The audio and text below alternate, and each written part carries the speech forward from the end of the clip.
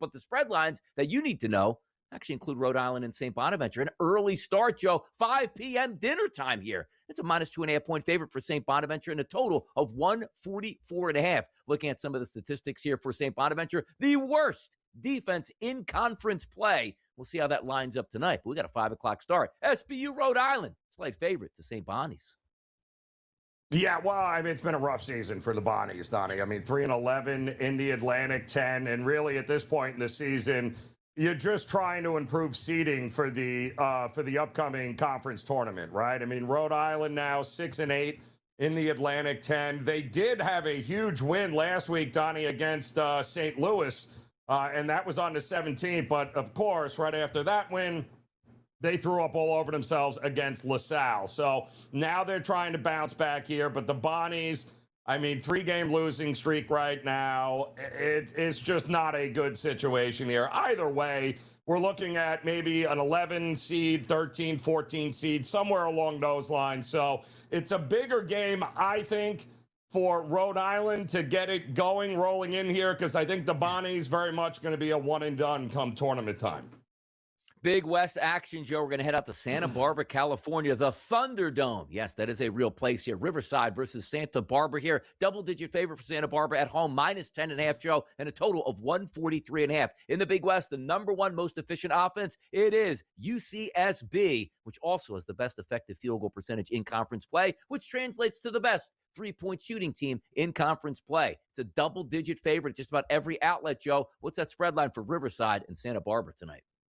Wow, big West battle, right, here, Donnie? I mean, you're talking about the Gauchos here of Santa Barbara trying to solidify themselves and maybe take down the top seed out in that, and they've got a good chance of doing it. I mean, Santa Barbara for years has kind of been the class out there, but they, they've had some competition here. They've got some pretty good teams in that conference this year, but it feels like to me this is another one of those spots where I'd much rather have UC Santa Barbara in my pocket to cover than anything else, because they're playing really well offensively. They scored, more than 80 points in 2 of their last 3 games. They're making about 50% of their shots.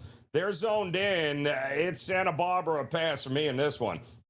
What's going on in this one, Joe? Wichita State, Memphis in the American here. Memphis has lost 4 straight games, but they're the favorite tonight at minus 1.5 and a total of 146.5. Memphis still does statistically have the most efficient defense in conference play, but also 12 out of 13 on offense and efficiency. It's like they have defense and no offense and a 4-game losing streak, but they are favored tonight against Wichita State. Nice spelling there on Wichita State as well. I can respect it here. I probably would have did that as well. What's that spread line, Joe? Go ahead.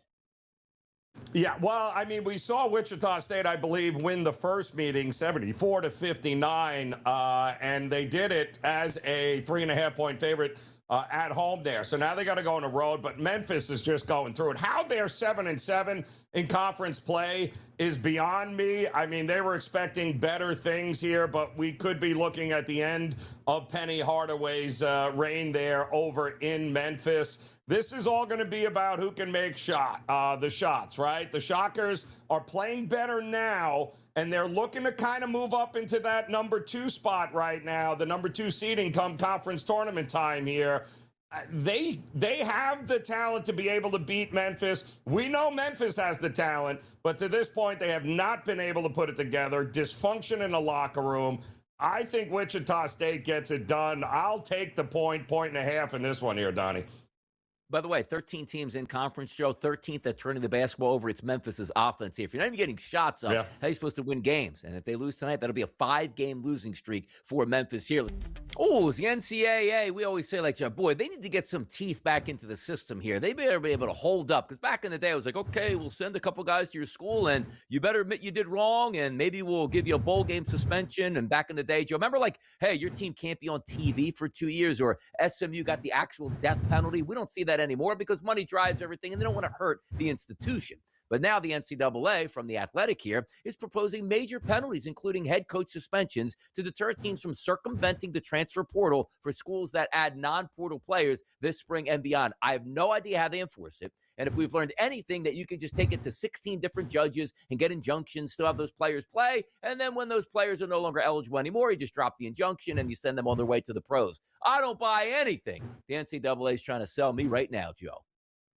No, this is all, look good here, like we're actually doing something and we're working for the betterment of the game and yada, yada. Yeah, no, none of that, Donnie. This is, like you said, how are you enforcing that exactly? I don't know how they do it. It's just the bark is much more dangerous than the bite, I guess, at this point, is what they think.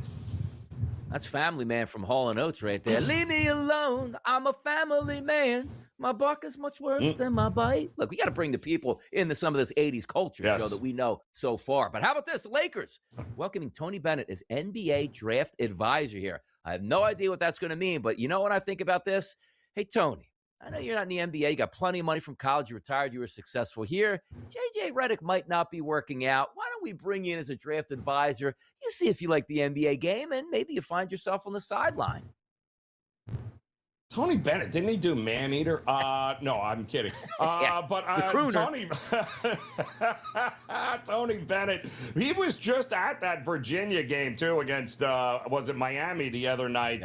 It was good to see him up there. He's still very much a big part of the University of Virginia, who is, listen, they could be a player here coming out of the ACC, but I kind of felt like he just wanted nothing to do with the NIL.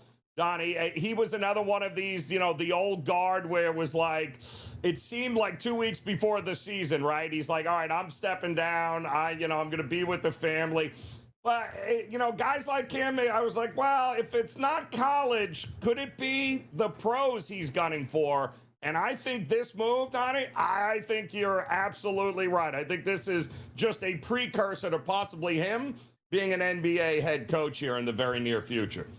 Nah, coaches want to coach. Those guys are lifers. Like, yes, I want to be with the family. Then you sit back and you watch. It's like, boy, you just want to get back to work. And obviously, the human race, we are built to work. Like, it's amazing. Like, I got some time between my next job. And trust me, if you have 3 or 4 or 5 weeks off, you are bored out of your mind by day number 3. It's like, wait, I thought I was just going to play golf every day. I don't feel like playing golf for the 4th straight day. I thought you were going fishing. I thought you were going to play video games here. By 5 days, you are bored out of your mind and you want to get back to work in this. And no surprise, Tony Bennett, if he opens the door, hey, agent, start making some phone calls. Those phone calls will be picked up, answered, and he will be back on a sideline somewhere here. Washington State forward Emmanuel Ugbo's suspension will last the rest of the season, said Coach David Riley. Last week, a Whitman County judge issued a 1-year protection order against Ugbo for a Cougar volleyball player. He hasn't played since January 28th. Yeah, never a good idea when you have a protection order against you and you want to try to get back on the court. It's like, wow. At least, Donnie, common sense is prevailing in some situations here, because I was a little worried about it early on in this season, but it appears that people are finally starting to come around here, which is good news. Let's get back to last night's court. And by the way, when I saw this final score, I could not believe it here. 72-40. UConn beat St. John's. And yes, the screams you can hear from Carnesecca all the way up and down the East Coast. St. John's scored 14 points in the second half. St. John's couldn't make a basket if you told them they could get $1 million per shot made. St. John's came into the game last night, Joe, 15-1 in the Big East. Got hammered by UConn. How about that one? And they had an opportunity to just lock up the 1 seed, right? And win the Big East scrap, because they'd already beaten the Huskies earlier, a sweep against UConn. And basically, they're sitting atop of the Big East heading into their tournament. But when you miss 12 straight shots in the first half and then following it up, Donnie, in the second half by missing your final 24 shots, they weren't even hitting the rim. They couldn't hit the backboard. It was laughable watching how bad they were. They were so bad, Donnie, that should have counted as 2 losses last night. That's how bad they were. By the way, like, you see that tweet up there. It is like 24 straight shots, which means they made their last basket at 17:28 in the second half and didn't score for roughly an hour of game time the rest of the way. Correct. The longest streak in 8 years. And by the way, 8 years is the longest streak in 80 years. Who missed 24 straight at Division I? Horrible. Take it away, Joe. Where are we going tonight? Let's keep these wins coming. Game of the night in college basketball, Donnie, as Michigan State travels to take on Purdue at Mackey Arena here. And it's hard to believe they've both played, 16 conference games. They have not played one another this season yet, Donnie, which is kind of crazy. But this will be the first time. And listen, Purdue, we know them. Top 20 offense in 2-point shots, 3-point shots. Michigan State doesn't rank very well on either of those two, but you know what they rank really well in? Defense, and just about every defensive category, as well as rebounding. And here's the problem. The top 5 teams in the Big Ten in effective field goal percentage defense, Michigan, Michigan State, Nebraska, Illinois, and UCLA. Purdue has lost to 3 of those teams already, and they needed overtime to beat Nebraska, in which they didn't shoot all that well from 3. So defense seems to be the problem for Purdue. When they play the better defensive teams, the elite ones, they struggle. The fact you want to give me 7.5 points, even at Mackey Arena, I'll take the better defense here. That's the kryptonite. I'll take Michigan State in the points here.